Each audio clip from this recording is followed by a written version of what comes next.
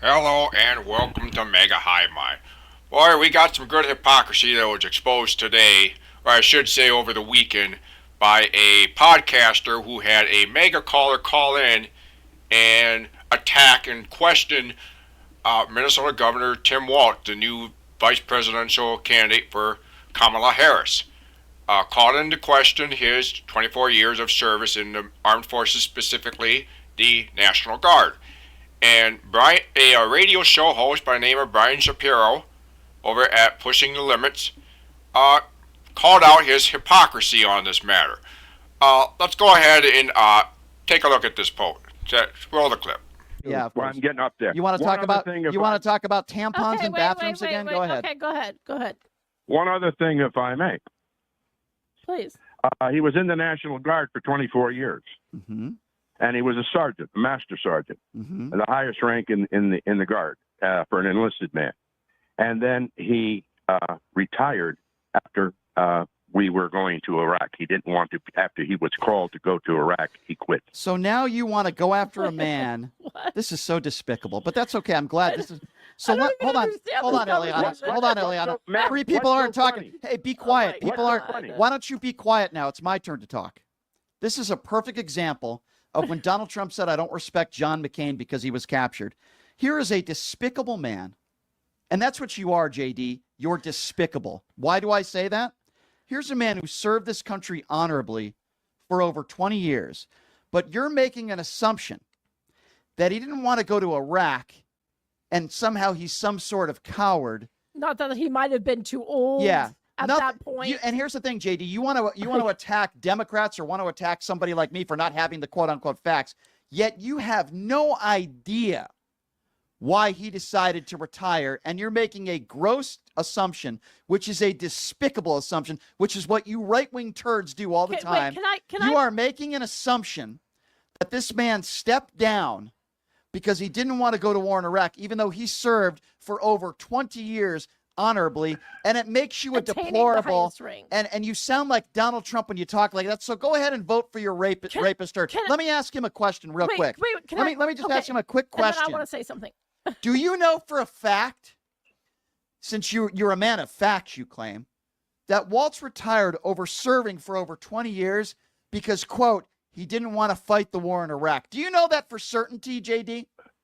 A man by the name of Colonel Tony Shaffer Uh-huh. made that assertion today. A retired makes it colonel. right. Got you. So why is it that when somebody makes an assertion that Donald Trump called our brave men and women suckers and losers, He never called them that. Right. You're Yeah. lying Absolutely again. he right, did. right. So Millie, Absolutely, he did. we should call He Millie. never Hey, did. JD. Yes, he Okay, did. hold on. So JD, when Millie makes a claim and he puts it in writing, a general for years puts it in writing, that must be a lie. But some colonel that I've never heard of before makes a claim. Tony Shaffer. I've never heard of him Tony before. Shaffer. Okay, so he makes a claim An that assertion. an assertion, as the Right. way you put it, that this guy stepped down after 20 years of service because somehow he was afraid to go to war in Iraq. That must be true, that assertion. But when General Milley says that Donald Trump called our brave men and women suckers and losers and puts it in writing, that's a lie. JD, get the hell off my show. You're a deplorable and a hold on. disgusting I human want to being. make a comment just so that, just from a female perspective, right? We're having this conversation for the most. What an absolute masterclass by Brian Shapiro, completely destroying that mega supporter. I will leave a link to his channel down in the description. Now back to discussing this. So this is a big hypocrisy when it comes to military service that we have always seen from mega cultists. Let's start with, for example, J.D. Vance, Tim Walz, opponent for the vice presidency. J.D. Vance did serve in the military, just like Walz, and he was a Marine. There's no denying that. But let's look at the reality of J.D. Vance. He spent, I believe it was 6 years, he spent 6 years in the service, working over in Baghdad in an air-conditioned office doing press releases. This guy never went on the field of actual battle. And he has the gall to question someone's 24 years of service and making up this lie that Tim Walz was chickening out. The absurdity of that. And it's just, as Brian pointed out, despicable. Absolutely despicable. Now let's move on to the other guy, the elephant in the room, Donald J. Trump. Brian could have gone way more into depth about the hypocrisies when it comes to Donald J. Trump and his history of disrespecting the military. Let me grab out my notes here and let's look into this, shall we? So let's start with this. So as he pointed out, suckers and losers.